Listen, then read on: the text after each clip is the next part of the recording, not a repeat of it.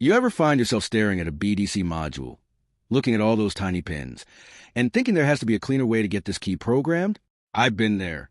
The BMW G chassis stuff, specifically the transition from BDC2 to BDC3, has created a lot of confusion in workshops. Some people think you still need to crack the module open every single time. Others aren't sure if the newer encrypted keys are even clonable. The reality?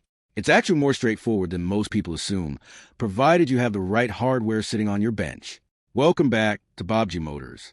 What we're covering today is a refined process of adding keys to BMW's BDC2 and BDC3 systems using the Autel IM508 or IM608 series, specifically with the APB113 adapter. This is important because BMW moved away from the old FEM and CAS systems years ago, and if you're servicing anything from a 2017 G38 all the way up to a 2024 G60, this workflow is non-negotiable. One common misconception floating around is that you absolutely need the G-Box 3 for every BDC job. That's only partially true. For BDC2, the G-Box is still required because you're interacting directly with the module's EEPROM. But for BDC3, that's where the game shifted. On BDC3 systems, you don't touch the module at all. You're reading data exclusively from the original key, which makes the APB113 your main tool. Before we move deeper, here's a question for you. When you look at the keys on your bench, do you actually know whether it's a Hungary-made encrypted key or a Mexico-made unencrypted variant? That distinction determines the entire path you take in the software. Hold that thought and stick around because at the end, I want to clarify exactly which keys you can and cannot generate and why that Hungary marking matters more than you think. Let's break BDC2 down first, because this is where a lot of the manual labor still lives. The BDC2 system, typically found in vehicles produced roughly between 2017 and 2020, requires module removal. You're pulling the BDC2 out, connecting your G-Box 2 or G-Box 3 via the DB15 harness, and following precise sequence of disconnecting and reconnecting power and ground on pin 2 at EEPROM. This part is tedious, and you have to follow the on-screen prompts exactly. If you rush it, you risk corrupting the flash. Once you've successfully read the secret key and restored the coding, you move to the bench programmer. This is where the APB113 comes in for BDC2, not to replace the G-Box, but to handle the key itself. You place the working OEM key into the XP400 Pro, follow the wiring diagram displayed on the IM508, and connect the key's circuit board using the APB113. This adapter eliminates soldering, which is a massive win. After reading the original key data, you swap in a fresh Autel BMW ICKY, and the system generates a dealer key in roughly 1 to 3 minutes. You then relearn the keys back in the vehicle. It's a bench-intensive job, but it's reliable. Now, BDC3 is where Baabji Motors viewers tend to get tripped up because the mental model shifts from module to key. BDC3 systems, introduced mid-2020 and continuing through current 2026 models, use encryption that prevents the old method of reading the module directly. Instead, you're performing what Autel calls an add key function that relies entirely on data extracted from existing working key. You navigate to BDC03 Immobilizer, select key operation, and then you must choose between unencrypted or encrypted plus unencrypted. This selection must match the physical key in your hand. Here's the critical correction to the old workflow. Do not pre-program or pre-generate your new Autel ICKY before starting this process. I've seen people take a fresh ICKY, try to write a BMW FCC ID to it using a KM100, and then wonder why the IM608 fails to learn it. The tablet handles the generation automatically.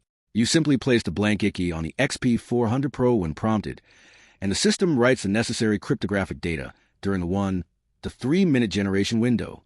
If you pre-write the key, you actually introduce conflicts that prevent successful learning. The APB113 is once again essential here for reading the donor key, especially on those Hungary spec keys with higher success rates.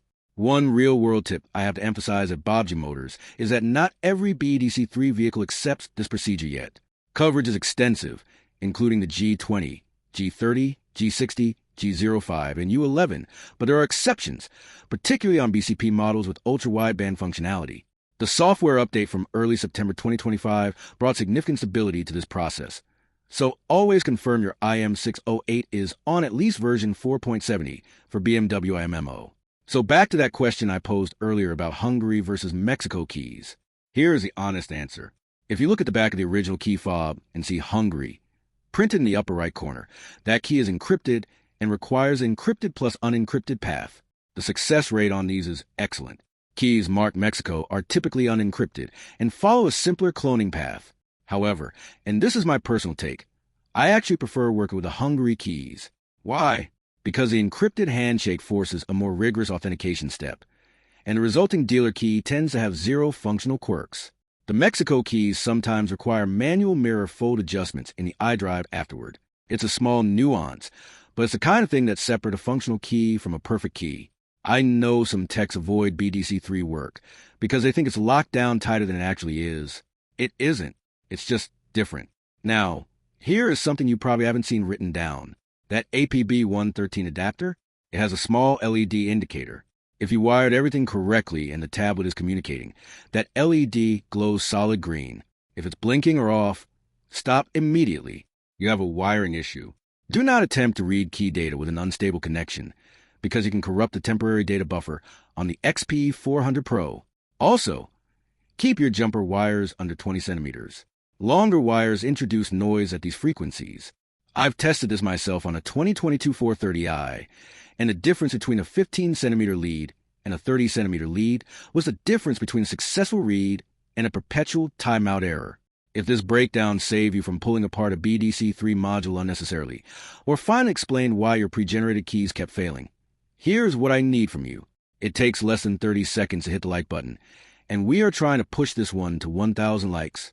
There are over 150,000 of you here on Baabji Motors, but YouTube tells me only a tiny fraction are actually subscribed.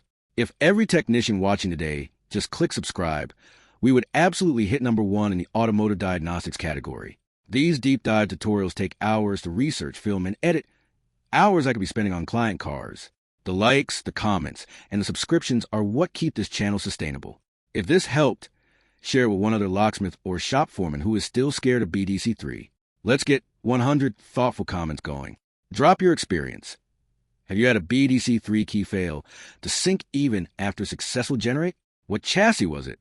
I read them all. Until next time, keep the diagnostics sharp and the soldering iron off that APB113.